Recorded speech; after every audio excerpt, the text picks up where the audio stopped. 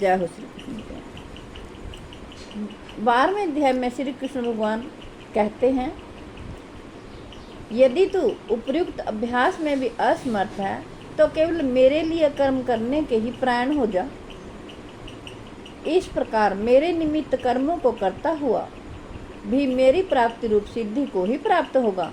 यदि मेरी प्राप्ति रूप योग के आश्रित होकर उपयुक्त साधन करने में भी तू असमर्थ है तो मन बुद्धि आदि पर विजय करने वाला होकर सब कर्मों के फल का त्याग करते।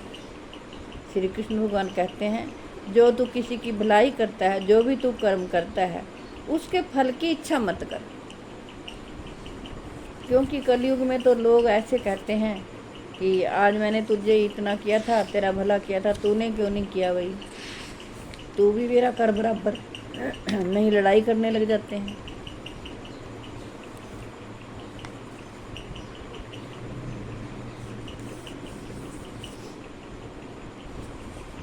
ये तुरंत मांगते हैं अपना, तुरंत।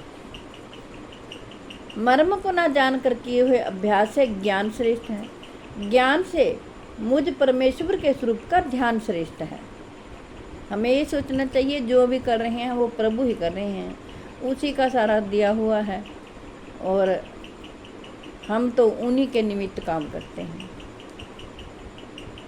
और ध्यान से भी सब कर्मों के फल का त्याग श्रेष्ठ है, क्योंकि फल की इच्छा नहीं करनी चाहिए।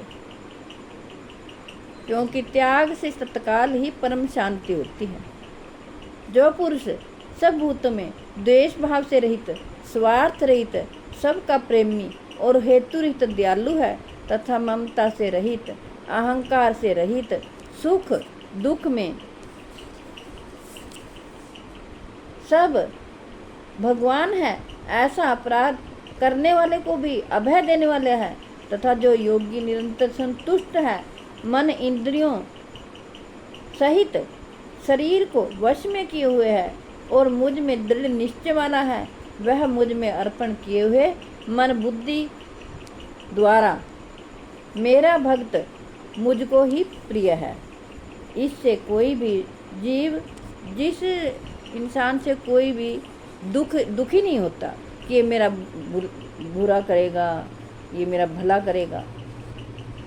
ऐसे इंसान से प्रभु बहुत संतुष्ट होते हैं, जिससे कोई भी जीव उद्वेग को प्राप्त नहीं होता और जो स्वयं भी किसी जीव से उद्वेग को प्राप्त नहीं होता और जो हर्ष अमर्ष, भय और अभय और उद्वेग आदि से रहित है, वह भक्त मुझको प्रिय है। श्री कृष्ण भगवान कहते हैं,